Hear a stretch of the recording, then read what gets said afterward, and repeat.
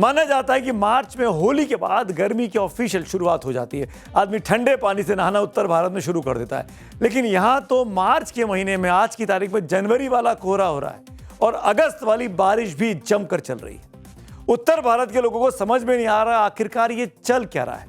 मार्च के महीने में तीन तरह के मौसम अब तक देखने को मिले हैं। तीन तरीके के मौसम। अमूमन जून की गर्मी से जनवरी का कोहरा देखने में करीब 6 महीने लग जाते हैं, लेकिन आजकल मार्च के महीने में गर्मी, सर्दी, बारिश तीनों तरह के मौसम लगभग एक साथ देखने को मिले हैं। कि दिल्ली में मार्च की शुरुआत में ही गर्मी ने 15 साल का रिकॉर्ड तोड़ दिया था, क्योंकि अधिकतम तापमान 34.3 डिग्री सेल्सियस पर पहुंच गया, जो सामान्य से 7 डिग्री सेल्सियस ज़्यादा है। लेकिन अब तापमान इतना गिर चुका है कि लोगों को फिर से ठंड महसूस हो रही है। गर्म कपड़े फिर से निकालने पड़े हैं।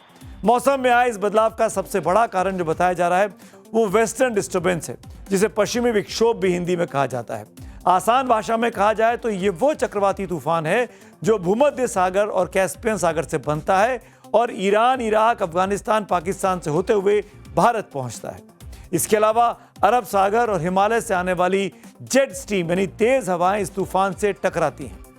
यही वजह है कि भारत में भारी बारिश, तूफान और सर्दी का माहौल बना।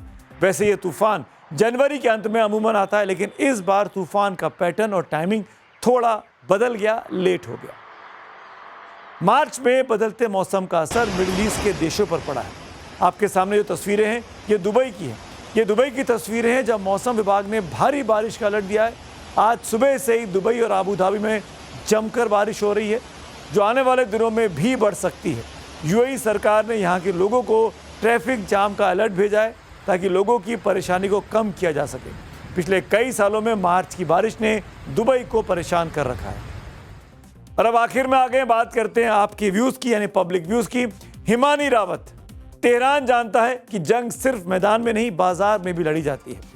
होर्मुज बंद करके तेल को हथियार बनाकर ईरान संदेश दे रहा है कि हम झुकेंगे नहीं। एक और व्यू सूरज यादव का है, वो भी युद्ध के ऊपर है। देखते हैं युद्ध जीत चुका ईरान इस चाल में फंसेगा या 5 दिन में दूसरे चरण की युद्ध की तैयारी करेगा।